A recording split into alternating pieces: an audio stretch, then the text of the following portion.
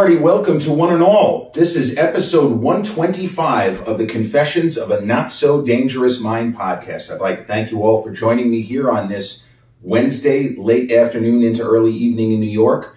If you're checking out this episode on the YouTube channel, haven't done so already, please click like, subscribe, share, turn on those notifications. Or if you're checking out this episode on the audio platforms such as Spotify or iTunes, same general rule applies. Click like, subscribe, share, turn on those notifications.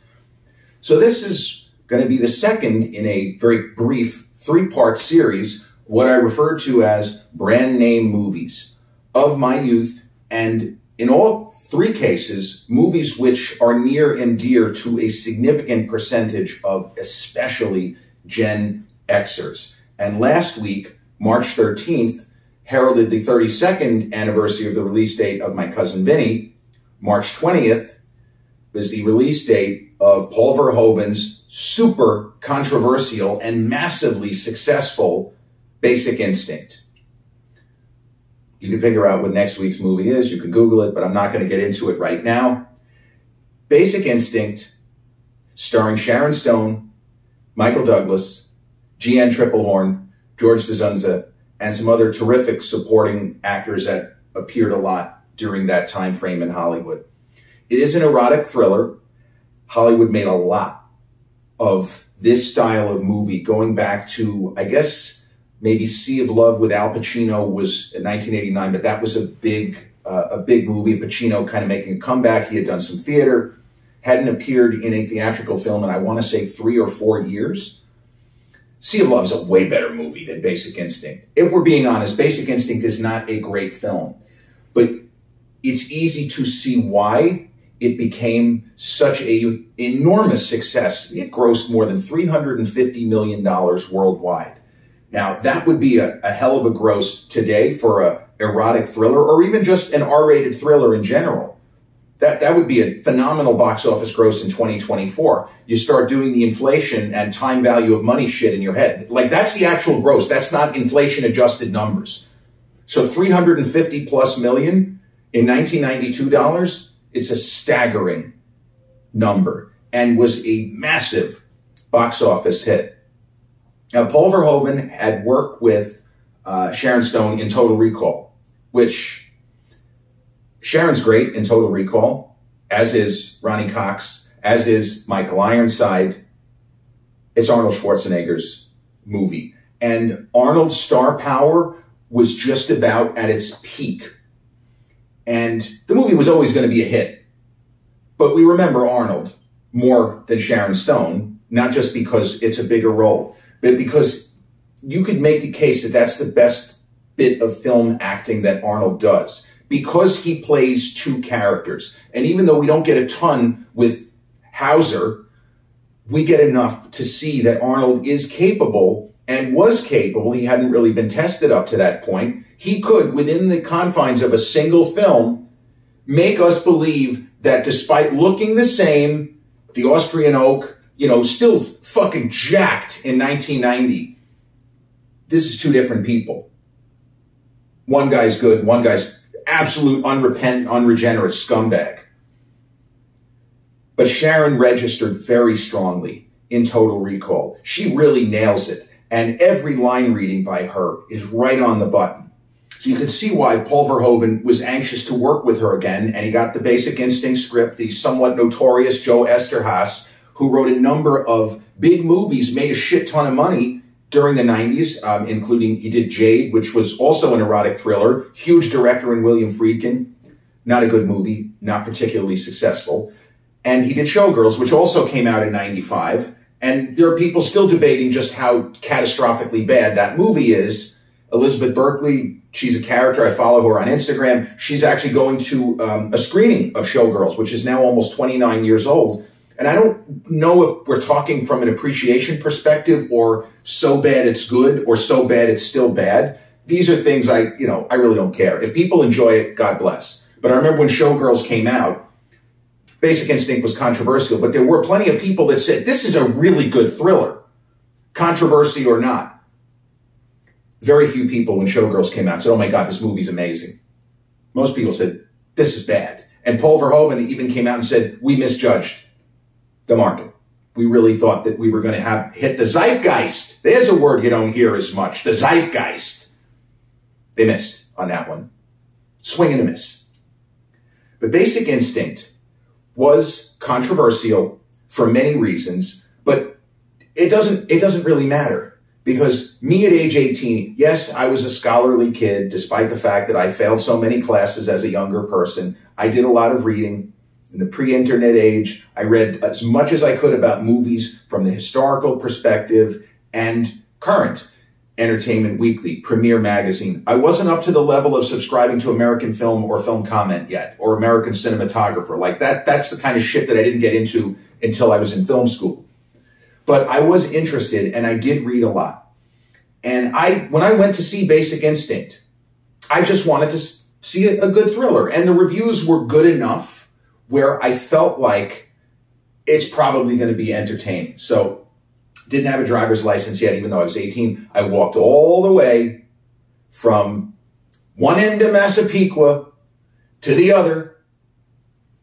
And the Sunrise Mall, the other movie theater, had already closed, the famed Pequa Theater, which was on Sunrise Highway across from the Massapequa train station, for those people who are familiar with the somewhat bizarre layout of Long Island.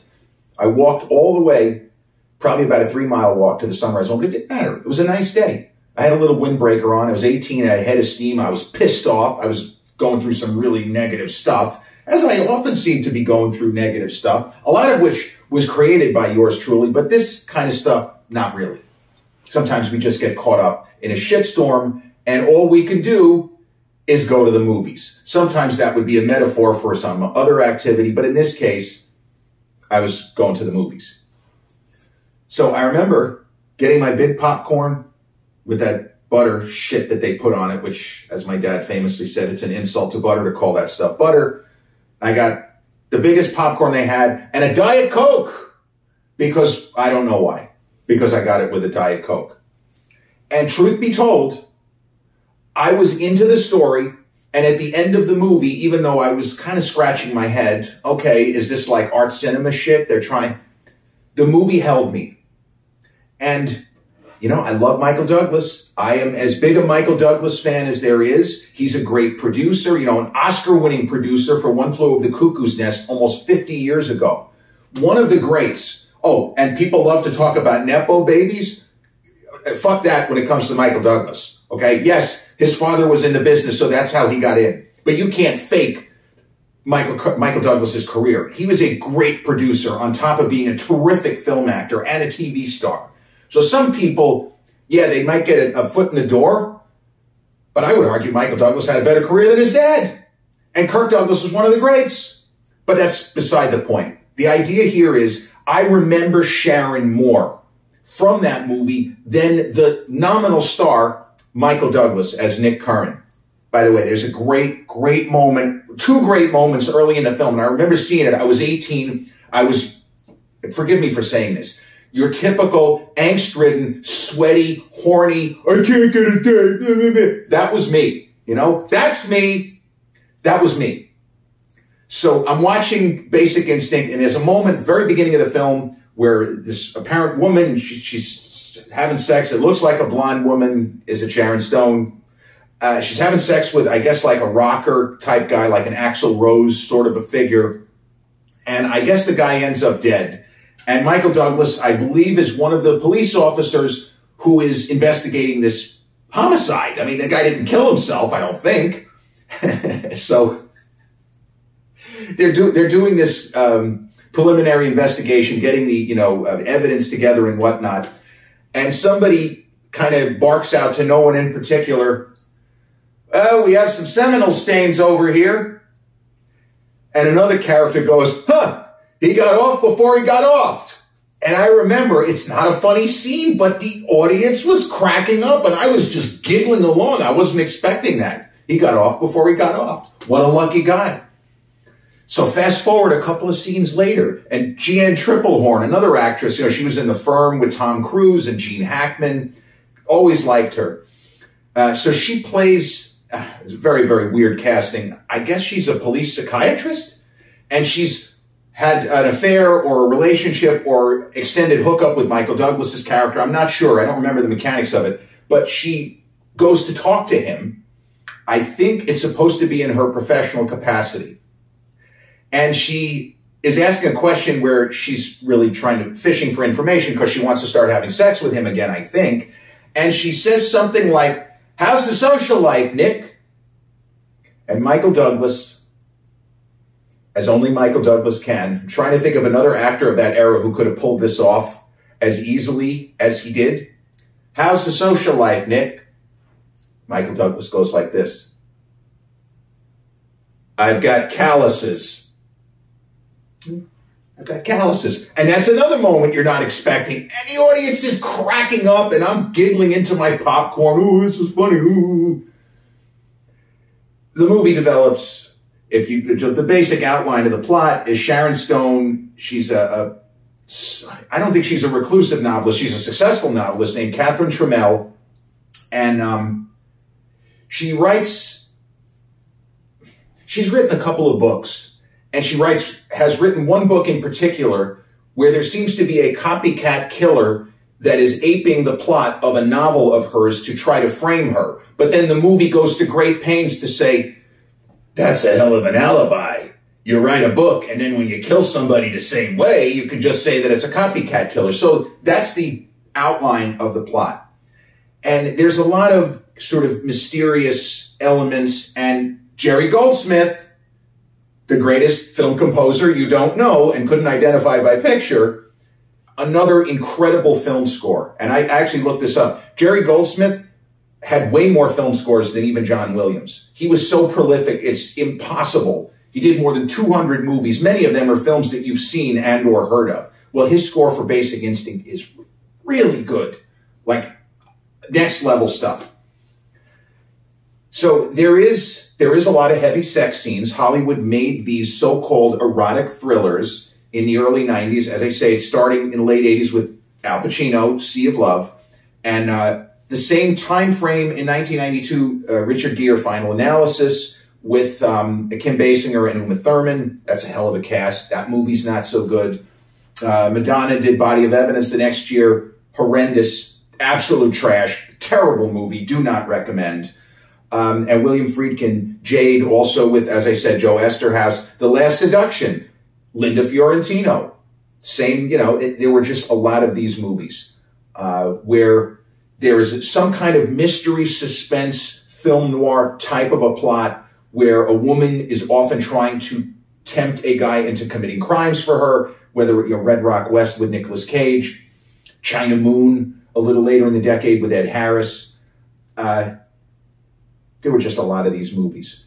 But Basic Instinct is also famous for being controversial and having culture warriors fighting over it. And the kind of fighting that I appreciate, because nobody gets hurt. There's no blood spilled. Nobody's threatening to kill one another. You had people like Camille Paglia and I believe Naomi Wolf and other major cultural voices of the time debating, is this film pro-feminist or anti-feminist? But they said the same thing the previous summer about Thelma and Louise, and that argument was never settled. That's fine. It's also possible to just go watch a movie. Okay, I'm the NYU Film School graduate who sat there dissecting films from at least 15 different angles. I could argue Dirty Harry from 6 different political perspectives if you want me to. You don't want me to. But the idea is that you are allowed to just go to see a thriller, an old-fashioned R-rated thriller, to just get entertained. It's okay to do that. And that day that I plunked down my $6 to see Basic Instinct on March 20th, 1992, a Friday, I just wanted to be entertained. And I was. The movie worked, even if I was scratching my head at the end. It held me in its grip for 2 hours. I never got bored. I was into the story. I wanted to know how it was going to turn out. In some crazy way, could Michael Douglas be the killer? Like a little Dressed to Kill, Michael Caine kind of thing. I don't know. But the movie held me, and it went on to become one of the biggest hits of its years, 350 plus million. It's just, it's such a staggering number for that kind of film for that era. Even now, it would be a crazy amount of money, and it would be worth at least 700 million inflation adjusted, maybe more. You know, we joke about inflation, but I'm obviously talking about ticket prices in this particular instance. So 1992 had a lot of movies that I really love. Clint Eastwood's Unforgiven, the Oscar winner, being my favorite film of the year, going away. And I love A Few Good Men, the Rob Reiner film with Tom Cruise and Jack and Demi Moore and Kevin Bacon, Kiefer Sutherland. Just a tremendous film, adaptation of Aaron Sorkin's stage play. I'm a fan of Scent of a Woman, even though I think it's too long and it's kind of slack in certain stretches. I love Robert Downey Jr.'s performance in Chaplin. Spike Lee's Malcolm X, you could argue, might be the best movie he ever made. So there are really good movies in that year, even though it's not considered a great year. And I hate to say it this way, one of the ways that we were supposed to understand that 92 was not a great year for movies, and specifically there weren't that many really strong female roles in that particular year, is that Sharon Stone got a lot of Oscar buzz. Now, Sharon ended up being an Oscar-nominated actress herself for Casino 3 years later, a much more challenging role, if you're asking me, than what she does in Basic Instinct. But Billy Crystal had a bit at the Oscars, and Sharon was told in advance, are you okay with Billy making this particular joke? And she was. And Sharon she really looked dynamite that night. She was going for old school Hollywood 50s glamour, and she really pulled it off. And I was already a fan of hers from Action Jackson years earlier. You know, with Carl Weathers, 1988. I thought she was great. It's not really a very big part. Her character gets bumped off, oops, spoiler alert, gets bumped off in the first part of the movie. But I was a fan of hers going back to Action Jackson. So I was happy not only that Basic Instinct was successful, Total Recall, I loved what she did in that movie, as I said, and she was getting more and more interesting roles going forward. So I was on board with it. But Billy Crystal, by way of presenting, and it's weird, in 1993 Oscar telecast, now 31 years, they had a montage for the Year of the Woman, or an appreciation of women in film. And the irony was that 92 hadn't been that great of a year for female parts. And then Billy Crystal said some of the best female parts were Sharon Stone's in Basic Instinct. And the joke didn't bomb as badly as it could have, because he told it in such a way, and Sharon, when they flashed to her, immediately laughed in an almost bashful way, and her reaction, it seemed natural, but as I said, I don't think that it was, but it made what could have been a really, just a terrible, unacceptably inappropriate joke, it made it passable. So in Basic Instinct, I'm not going into any spoilers here, but there is a famous scene, and this is what Billy presumably was referring to. Yeah, she gets naked and there's sex scenes and all of that, and you know, Michael Douglas, they have a lot of sex. They have a lot of sex in this movie. What are we going to do, Nick? Fuck like minks, raise rugrats, live happily ever after. There's a scene where she's being interrogated by Michael Douglas's Nick Curran, and he's pretty sure that she's committed the murders. I mean, if we're really going to break down this movie, a lot of it is nonsense. It doesn't make much sense. It's a lot of the poppycock, you know, gobbledygook. So she's being interrogated, and she either does or does not flash the camera. We were told that at the time when the movie was coming out, people were already talking about that in the pre-internet Stone Age of March 1992. Holy crap, you're not going to believe what she does. If I hadn't been told what I was supposed to see, I didn't see anything. I still haven't seen anything, and that's good. But it's almost a little bit of a Mandela effect, I think. Neither here nor there. It's the way that Sharon, in that role, in this movie, is able to hold the camera. It's Michael Douglas's film. But she's coming across like the star, and this is an example where somebody who is attempting to take the film from its nominal star, it doesn't feel forced, and it works. Because she delivers her lines in a 50s movie star kind of way. She could have been a Greta Garbo I Want to Be Alone. She could have been a Barbara Stanwyck. It's a terrific performance. Now, she wasn't going to get nominated for Oscar, but she really brings it. And she makes you believe in this character who might be a sociopathic ice pick killer, or she might just be not sociopathic, she might just be a psycho ice pick killer, or maybe she's not either of those things. Maybe someone else is a psychopathic, sociopathic, alphabet soup ice pick killer. The movie holds us with the mystery, and you go online and you'll see a lot of people saying, yeah, the mystery, it holds you, but it doesn't really do what you expect it to. This is not a conventional whodunit with good guys and bad guys. And Michael Douglas, who, unlike most major stars of the era, whether it was Clint or Dustin or Jack, but in that time, Michael Douglas did not play that many likable characters. And he certainly had the huge controversy a number of years earlier with Fatal Attraction, Adrian Lyne's film, which also pushed the limits and boundaries from the perspective of sexuality and love and marriage. And is there such a thing as free love? Is there such a thing as no strings attached sex? Fatal Attraction kind of argues that maybe there is. Basic Instinct almost makes the same argument. Maybe there is. Maybe you can just randomly hook up with somebody and there'll be no repercussions. Or maybe you'll think that you're randomly hooking up with somebody and you'll end up with an ice pick in your neck, and that's how you're going to meet your maker.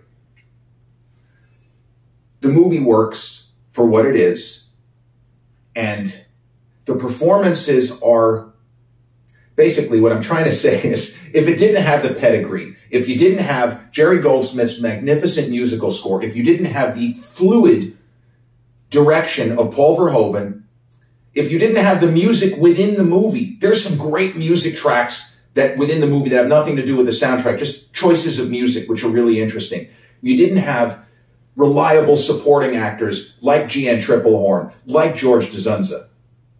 And you didn't have A-list Michael Douglas giving it what he's got. This is Cinemax After Dark level shit. I mean, Mark Singer, guys like that. Wings Hauser, they made movies like that in that time frame. Similar stories that went straight to VHS, that went straight to Cinemax or Skinemax if you prefer. But because of the pedigree, because of the just gorgeous camera work, Verhoeven's amazing eye, and that musical score drawing you in. There are certain musical scores where you say to yourself, it's so perfect for the film, it's almost commenting on the action. John Williams' score for Superman almost sounds like screaming, "Look in the sky, a man can fly," or words to that effect. Jerry Goldsmith's main theme from Basic Instinct is teasing a mystery. It's teasing a tantalizing mystery and a story of who done it and why, just by the musical choices that he makes as composer. I mean, certainly I would say in his top 10, maybe even top 5. But he did so many great musical scores, many movies that unfortunately underseen, like First Night with Richard Gere, not a good movie. See it just for the music. And Matinee, which I did on my best movie you've never seen, Goldsmith's score is fucking incredible. It has elements of Home Alone and Harry Potter without for a second feeling as if he's taking anything from John Williams. But it's that kind of tinkly score. So Basic Instinct, again, no spoilers, was this huge success and had a lot of people fighting about it and arguing about it, and even to this day. And then he made a sequel about 15 years later, which was not good, where Sharon came back as Catherine Trammell. I've never seen it. I wasn't interested, no desire to see it whatsoever. Because, I mean, if it had gotten good reviews, I probably would have gone. It was just because something is a sequel doesn't mean it's terrible. We know this. Lethal Weapon 2, when it was in the planning stages, I figured, even as a kid, well, this is bullshit. It's going to suck. The first movie told a complete story. There's no need for a sequel. And Lethal Weapon 2 is almost as good as the first one. So sometimes that works. Aliens, I would argue, is better than Ridley Scott's 1979 original. But Before I close this particular episode, I want to point out that Sharon Stone, despite the major ups and downs of her career, the fact that she's had all of these health issues, she had a stroke, and I don't know how she made a full recovery. It's really miraculous. And all of the down moments she had in Hollywood, she had a couple of marriages that didn't end well. She lost her sister. She lost her mom, both not that long ago, is why I bring that up. Even people that she hasn't always gotten along with, she's a good sport. And there were rumors, as much as she never actually confirmed this, and Arnold Schwarzenegger certainly never said anything about this. The rumors were that her and Arnold didn't really get along while shooting Total Recall. They didn't. And she made some kind of semi-snide remarks about the fact that, you know, here's a guy who's always talking about health, and this fucking guy is so jacked, and he's eating cookies in between takes. And, you know, she was on many, many years ago with like Carson or whatever it was, and it was funny.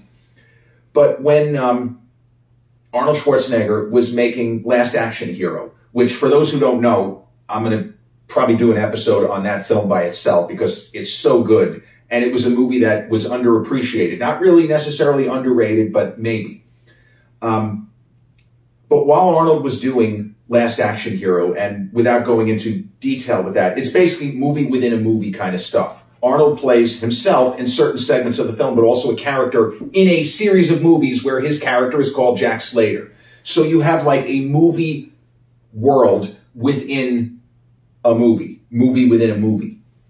So Arnold wanted his former Total Recall co-star, Sharon Stone. Maybe they weren't on the best of terms, but he asked his agent, can you put in a call to Sharon and say, we would like her to do a day on, you know, Last Action Hero as Catherine Trammell. We're not going to name the character, but as that character, can you see if she's willing to do it? And you can tell her that in the same scene, I already have Robert Patrick. He's going to play the T-1000, just quick cameos. Sharon Stone agreed immediately, regardless of what her thoughts were on Arnold. The way it was pitched to her, it sounded like fun and a great idea, and she did it. And so this character of Catherine Trammell, not giving much away, that exists in the cinematic universe of Basic Instinct.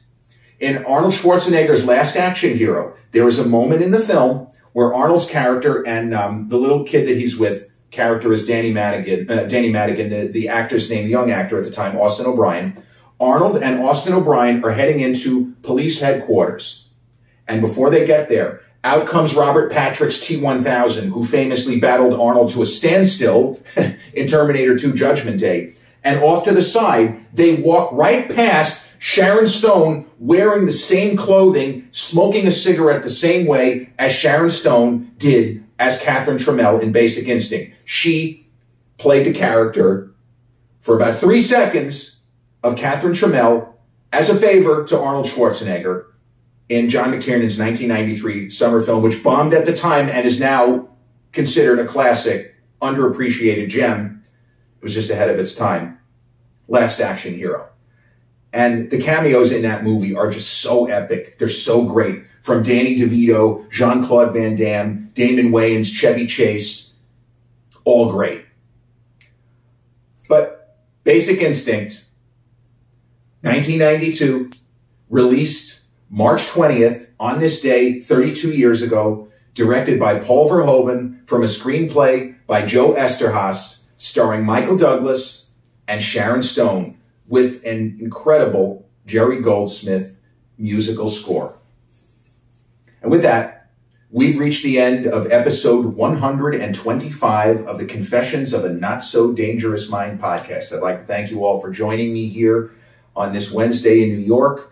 If you've caught this episode on the YouTube channel or enjoying the content, haven't done so already, please click like, subscribe, comment, share, turn on those notifications. Or if you caught up with this episode on the audio platforms such as Spotify or iTunes, same general rule applies. Click like, subscribe, share, and turn on those notifications. I'll be back with episode 126 real soon. Till then,